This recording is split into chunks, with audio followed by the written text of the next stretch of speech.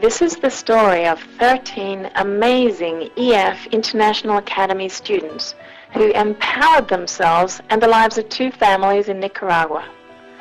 They came from across the world, representing a variety of cultures, but of one mind, that there are people in the world who need and deserve help. Bridges to Community, a New York-based organization, recruits groups to visit Nicaragua and build houses for deserving families. I selected a committed and highly motivated team of students representing Korea, Kazakhstan, Germany, the Ukraine, Brazil, Vietnam, Taiwan, and Norway to participate in this adventure. As the trip coordinator, I realized that these students were a well-traveled group of teenagers who were highly recommended by their teachers and counselors. I wondered, though, were they ready for the rigorous experiences that awaited them? The Nicaragua trip is an annual tradition at EFIA during spring break. This year, our team of students from the New York campus and 2 adult chaperones dedicated their time and energy towards building 2 houses in the Nicaraguan community of Masaya. Each day by 8 a.m., we were working on the 2 houses. We dug holes, mixed cement, and began to lay the foundations of the new homes. Reinforcing rods were crafted into iron towers that had to be tied together for seismic protection. We transported bricks using a human chain of hands. The days were very full and physically demanding, but not once did a student complain about the work or the conditions. It was so impressive to be among such mature students. At night, we retired to a schoolroom. There, the neighborhood children came every night to play games, to practice their English, and to get to know us. The Nicaragua trip is a CAS project, and all of the CAS outcomes are encountered. Some students came face to face with poverty for the first time. We were also exposed to global issues of education and pollution. The physically demanding reality of building 2 houses in 5 days forced students to examine their own strengths and weaknesses. At the end of a tough week, a ceremony to inaugurate the homes took place. The families beamed with happiness and appreciation. They could not stop talking about how they had been empowered with home ownership by the 13 teenagers from around the world by way of an international school in New York. And when our students departed 7 days after arriving, these ambassadors of service and goodwill left behind an aura that the world was smaller, that people of different cultures can work together, and that anything can be achieved by dedication, focus, and initiative. These students from across the globe agreed about one thing. The trip was a life-changing experience for all involved. Before I came to Nicaragua, I didn't know this trip was going to have such a great impact on me and my life, but this whole experience has been so beautiful and so unique, and I think not just to me, but to all of us. And I loved working with this group. I loved getting to know everyone here, and it was just an amazing experience, from the moment we started digging the holes up until the moment we finished the house, and the ceremony and being with the families has been amazing.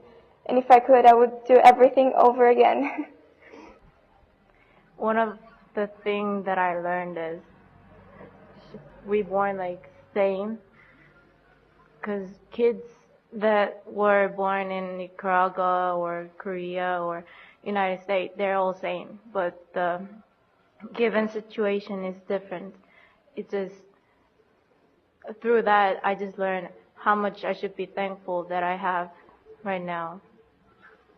I think it's hard to when we drove back to see how now we have done something, we have helped in a way, but still how we go back to our normal lives and just have people stay here, and it makes me want to do more, and I'm really happy for the opportunity I had to help someone.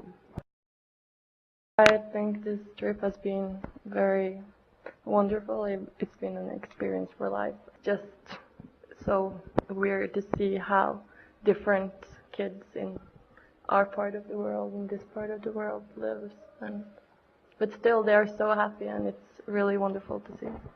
The most touching moment in Nicaragua was when I realized that every person there, every family shares everything what they have, and we saw the poverty there, and those people, they don't have a lot. After working, we spent time with the community. I was writing my journal when David came to me and sat down beside me.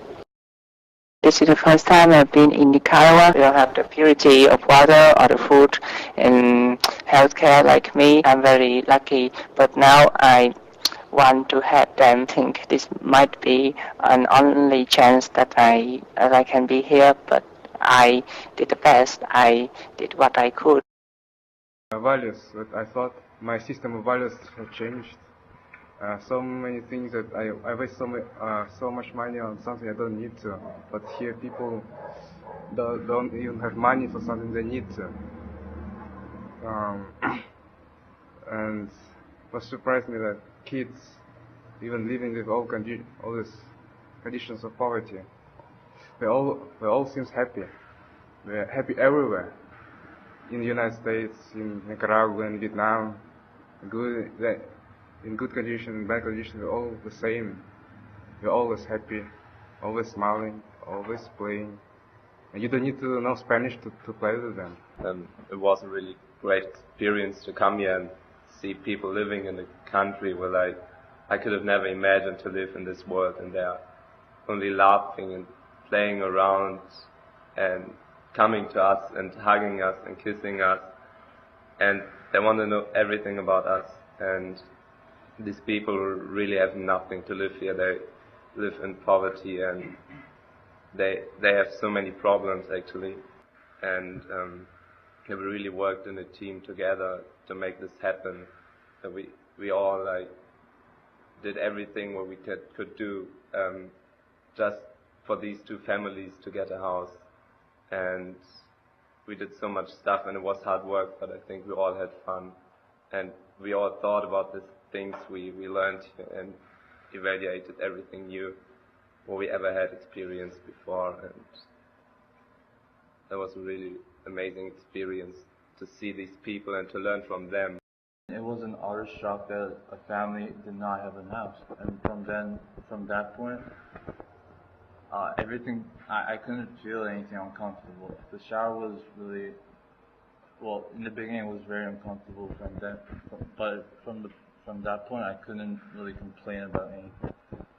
And when I was working, I thought that every extra digging or bucket that I move or do will give help to the people who were building the house with such difficulty. So that was my motivation, and it was just great when I saw the house actually completely built, and I almost cried when I saw the house. We are really a good team, and I truly feel like what there's no I in team means. I won't forget those smiles on the kids' faces. There are so many poor people and poor places in the world, and I'm really happy that we had a chance to help at least a part of it. All the problems that we have and all the complaints, it's nothing in front of what we saw this week.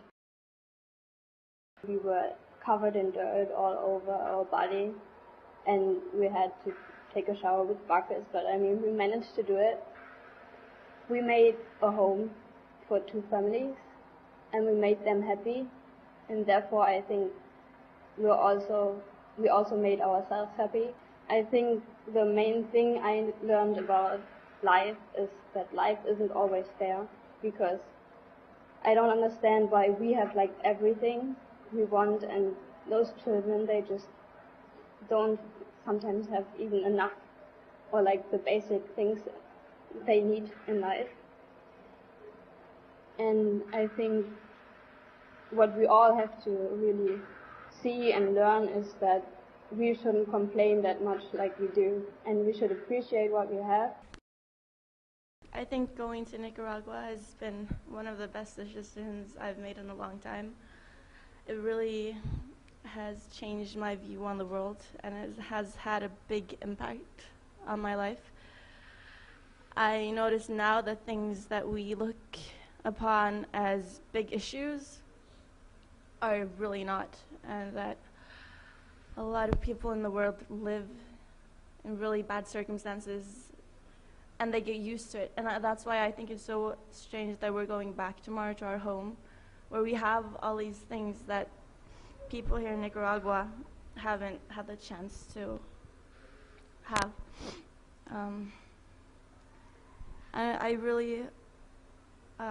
I am really grateful for all the new good friends that I've gotten here, and this is definitely something I'm never going to forget.